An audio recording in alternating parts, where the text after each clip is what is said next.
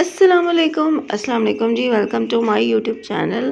कैसे हैं आप सब लोग? उम्मीद है कि आप सब लोग ठीक ठाक होंगे और अपने घरों में शाद और आबाद होंगे। तो आप लोगों की दुआओं से मैं भी बिल्कुल ठीक हूँ।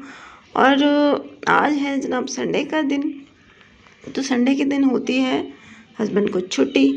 तो उन्होंने मुझे रात को कहा था कि मैं नाश्ता तुम्हारे साथ करूँगा, लेकिन हमेशा की तरह वो जनाब नाश्ता भी गुज़र गया और लंच का टाइम भी गुज़र गया, पर अभी तक उनका कोई अता पता नहीं है।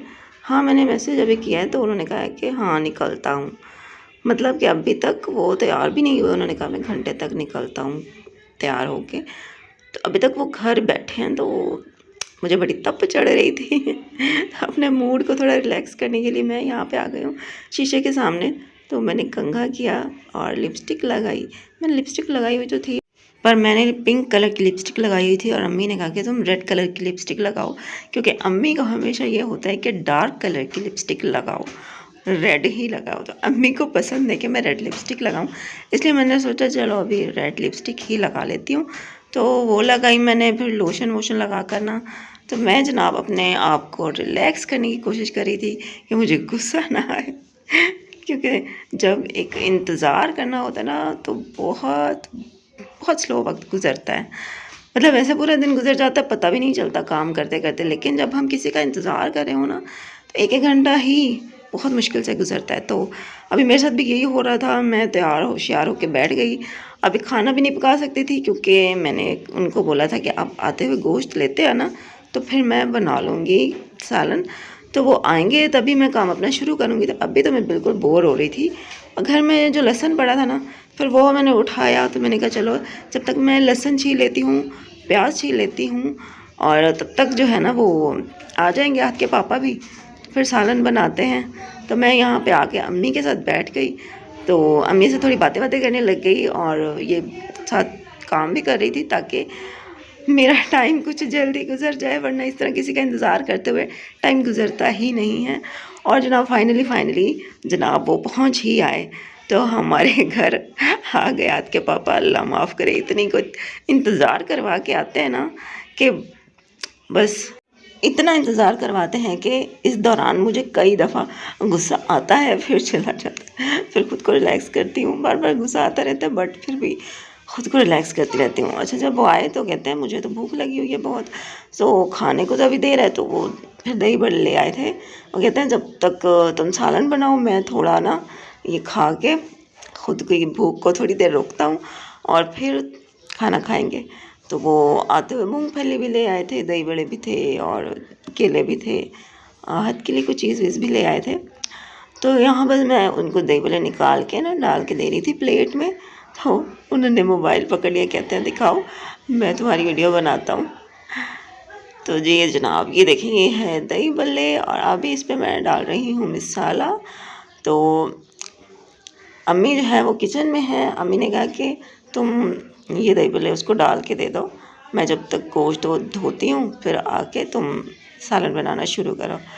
तो मैंने कहा चलो मैं अभी 2 चम्मच खा के जाती हूँ, सालन पकाती हूँ, और आप यहाँ अब्दुल्लाह के साथ बैठ के गपशप करो और खेलो बेटे के साथ। तो बस मैं फिर आ गई किचन में, जहाँ पे सालन चढ़ाया।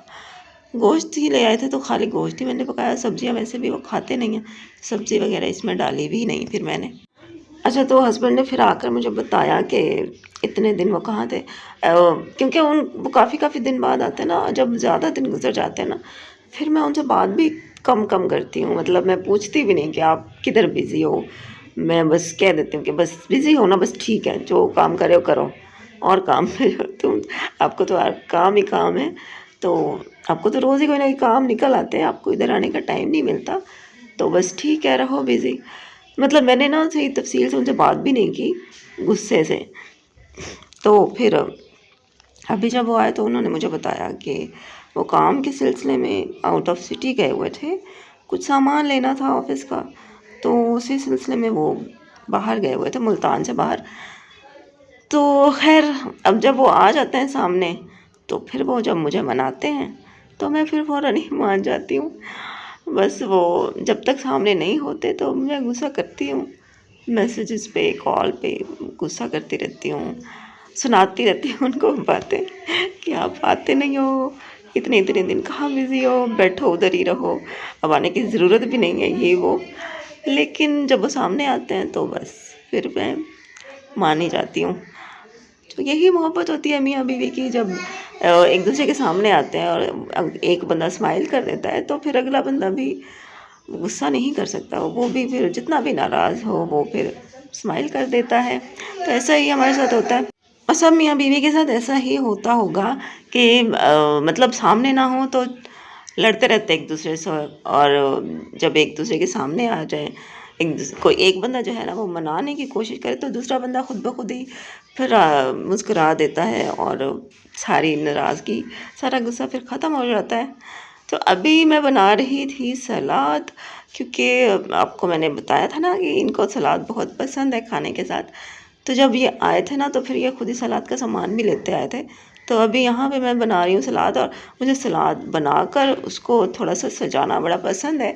ये देखिए, ये मैंने सलाद बनाया है और टमाटर को छील कर उसके छिलके के साथ ये मैंने प्यारा सा फूल बनाने की कोशिश की है।